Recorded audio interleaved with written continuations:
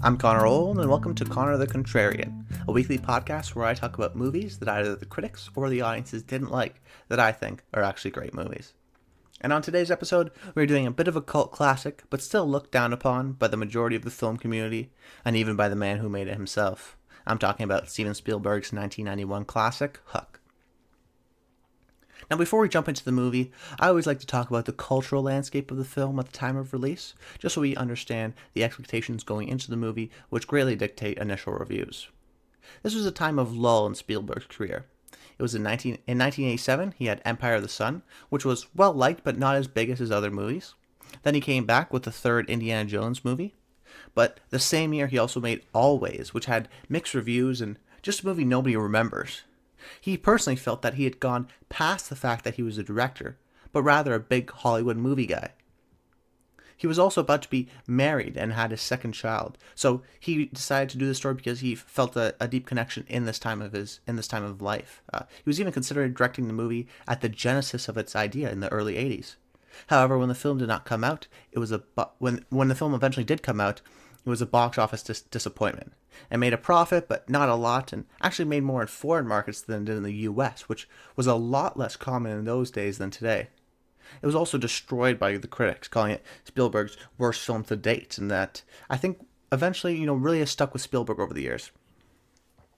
He still has a negative experience with the film, actually recently saying in Empire magazine, quote, "I felt like a fish out of water making Hook. I didn't quite know what I was doing, and I tried to paint over my insecurity with production value. The more insecure I felt about it, the bigger and more colorful the sets became." End quote. But despite all of this, the film has found its home with a certain generation on home video.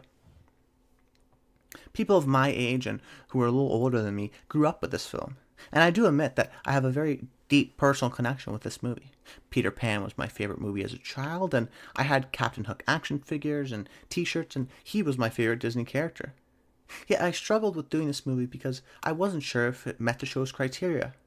But this is Connor the Contrarian after all, so it's my opinion, and I have watched it being, a young adult with sensible judgment and a knowledge of film, so I still think it's a great movie. So without further ado, let's soar into Hook. We open to a play of Peter Pan, which was its original form before becoming a novel and then subsequent film adaptations. Here we meet Peter Pan and his family. Peter is played by Robin Williams, and his family consists of his wife Moira, played by Caroline Goodall, his daughter Maggie, played by Amber Scott, and his son Jack, played by Charlie Cosmo. And we're immediately introduced to the kind of father Peter is. He takes a phone call during the play and schedules a meeting in the morning despite him promising to be at his son's big baseball game, and surprise, surprise, he misses it. But the big story point doesn't start until the family is heading to London because Peter's childhood friend Wendy is having a whole hospital wing dedicated in her honor. On the way over, we have some cute nods to how much Peter has changed since the original.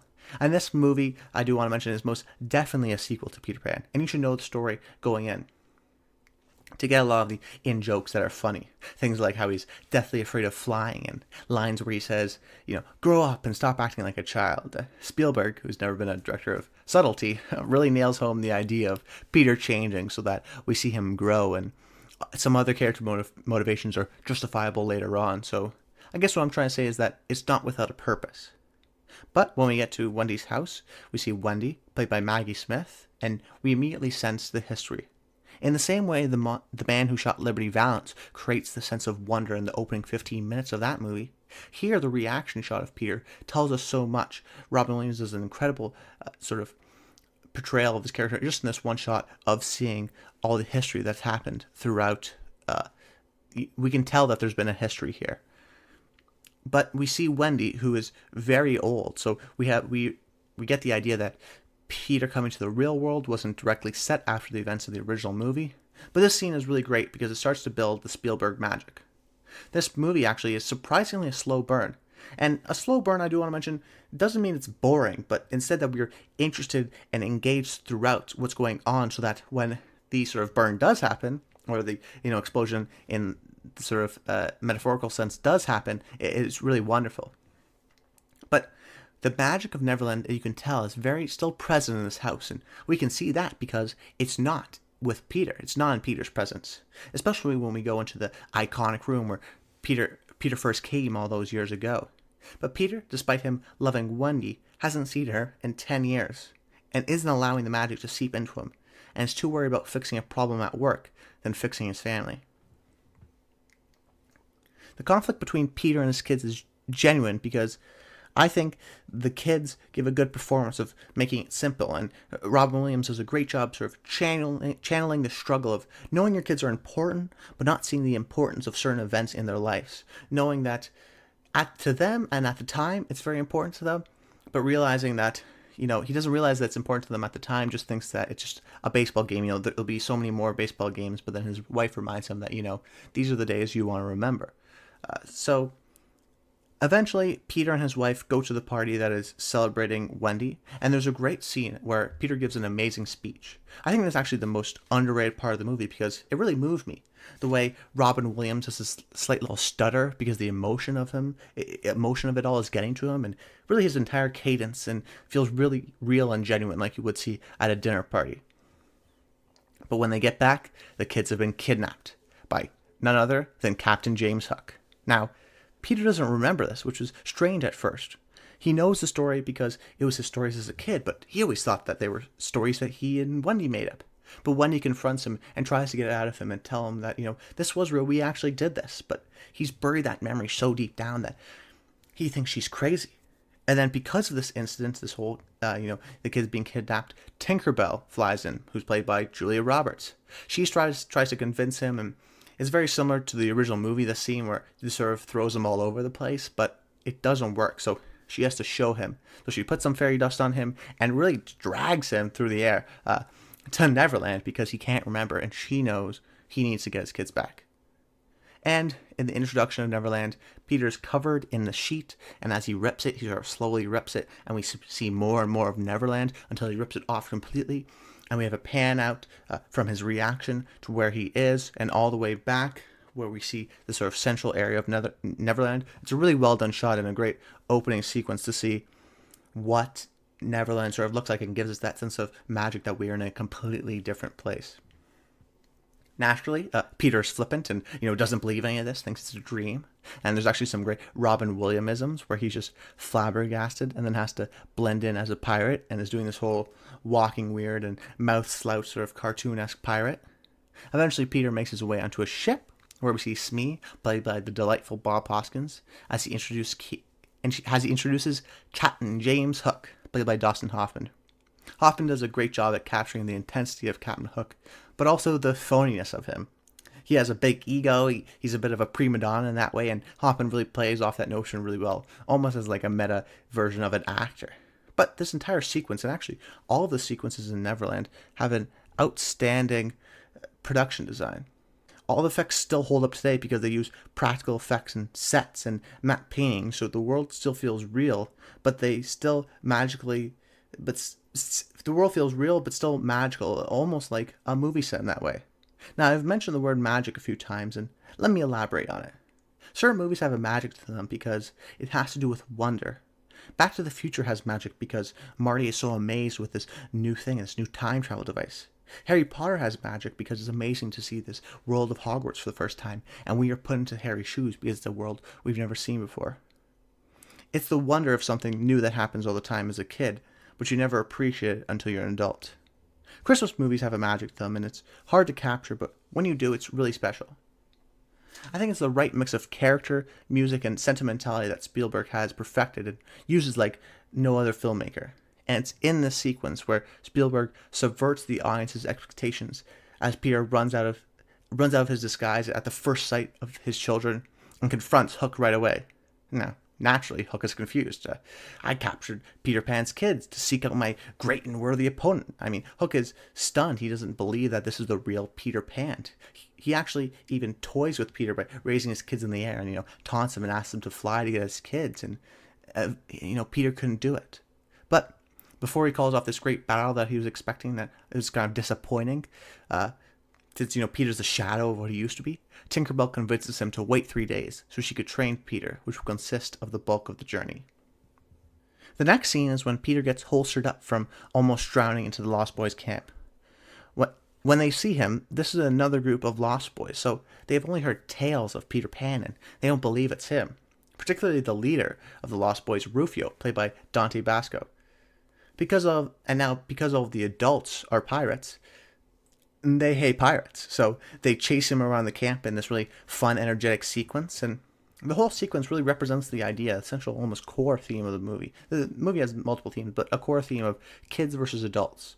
The pirates, especially Justin Hoffman, a lot of time are critiqued because they're being seen as out of place. But this line for me really establishes the world.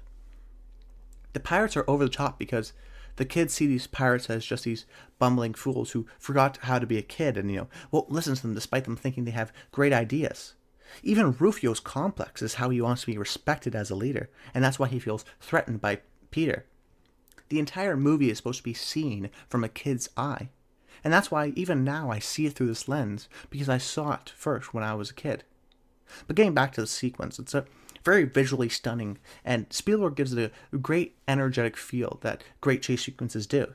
It feels like you were exploring a kid who just had a lot of money and made almost a giant fort. It's really well done. But once they chase him down, Rufio confronts him and makes a statement. He says, if you don't think this is real Peter Pan, stand with me. And everyone does, but one. And then you have, sentimental Spielberg at its best, where the kid looks at him and gets him down on one knee, takes off his glasses and sees that, it really is Peter. Peter is still there. And this garners the support of some of the Lost Boys, but Rufio is still skeptical, because if it was Peter, that could potentially mean he would lose his power. But the music swells at the right time, and it works well. And people don't like this about Spielberg, but it's emotionally manipulated in that way, and I think it worked. It's not cheap. I think it's genuine. I think it works well. Now, before we continue, let me mention the great John Williams score. The chase sequence before this has classic Williams' exciting pace to it, and this sentimental moment really plays up the magic that is just ever so slightly showing up in Peter. And John Williams being the greatest composer of all time, this is some of his top-notch adventure film score, so this is a really great addition to this movie. But then we have this very odd scene where Hook tries to kill himself that's supposed to be played comically, adding to the fact that Hook is overly dramatic, but I think we get it. I didn't think we needed that scene. The only thing plot-wise coming out of this scene is that when Smee comes up with an apostrophe, that the only way to defeat Peter is to gain the appreciation of his kids. And Hook manages to convince Peter's son, Jack, that, he is the good guy, and uses the hatred for his dad and allows him sort of to bond with Hook. On the Lost Boys side, we see them training Peter, where we have funny moments of wet by Peter and some funny training uses by the Lost Boys. But after that, we have the best scene in the movie. Peter sits down at the table starving because all of the work he did, and as they bring the food over at this giant sort of long table, nothing is there. But the kids are eating up like they're having a ball, and you see the hope disappear from Peter's eyes as he realizes that they're just pretending to eat. This is another step of the training. Peter has to believe that it's there to use his imagination. Rufio, realizing that this may be his chance to assert his dominance, starts insulting Peter. Peter starts off slow, but eventually these two get into a great sort of kid-friendly insult competition. And here we see Peter's finally gave into this sort of adopting this role, because he's put on his feet when someone is insulting him and wants to get back at him the way he can. And then there's the best cut, the best edit in movie history since the Bone cut in 2001, which may be an exaggeration, but when Peter takes a spoon with nothing on it, and he flings it in Rufio's face, and when we cut to Rufio's face, he is smacked by this multicolored pudding. And now Peter and the audience, and us the audience, are fully launched into the world of the Lost Boys. Peter's face gleams when he sees the table, now full of amazing food that looks so delicious because he's using his imagination, he's totally bought into this world. It's a wonderful sequence, and I vividly remember this as a kid, and it just shows you how much this movie has an effect on people. It's like the scene in Polar Express, which will be an episode coming out around Christmas time, where only the kids can hear the jingle because only they can believe. That flick of the spoon eventually turns into a full-out food fight where Rufio goes too far and throws a coconut at Peter, but just in time, he grabs his sword and slices it in half. Peter's really coming into his own, and the kids are pretty much all on his side now.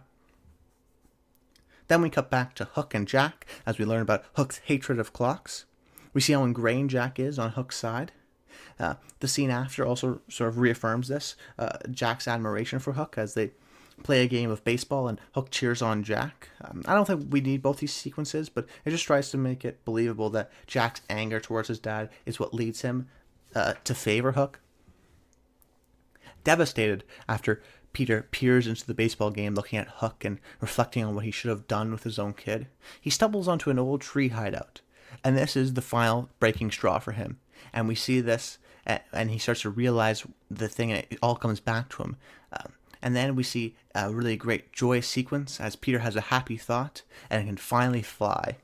We see him soar across Neverland, and the Lost Boys cheer him on. And this sequence was what I was talking about for slow burn, because he gradually gets his memory back. And it's not until 100 minutes into the movie that we finally see him fly and fully become Peter Pan again.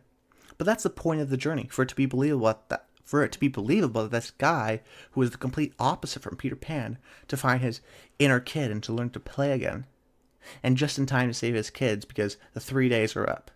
But when he confronts Hook, he sees that Jack has completely gone to the dark side and is sporting the Hook outfit and even looks like a mini Hook. And now we have the climax of the movie, a fight between the Lost Boys and the pirates, which is fun and different and equally as charming because the Lost Boys are using eggs and paint cannons and marbles to fight their way almost kids style through the set piece. And within the set piece, Peter saves Maggie, but while he's doing that, Rufio fights Captain Hook, who's way out of his league, and which gets Rufio killed. I also remember this as a kid because you like Rufio, and his death, although now looking at it seems a little rush, still represents the Lost Boys in a way, so the death has meaning. Especially when he says the line, "I wish I had a dad like you," which reminds the audience that the Lost Boys are orphans, and they really looked up to Peter before as a leader, but now as a dad. And Jack, now seeing the error of his ways, runs into his dad's arms, and they're about to leave, but Peter won't get away that easy. And Peter and Hook have one final showdown where Hook almost breaks him by reminding him that after all this, he'll still be a deadbeat dad. But Peter overcomes it and moves out of the way at the last second as Hook stabs the giant crocodile clock and comes falling down on him. And then it's the end of our journey. Peter must go and say his goodbyes, and him, Maggie, and Jack go home. And then we go and we see the wife and the mother, Moira, and we remember, oh right, Moira must have been awfully worried. I was actually wondering about that this time around. Think about Moira, who lost both her children and her husband in one day, and they don't come back for another week. I mean, it must have been terrifying, but the film doesn't end like that. It ends happily as we zoom out the window and onto the skyline of London as the credits roll. I think a certain amount of appeal for this movie, for me today, is the idea of nostalgia. The film really comments on it.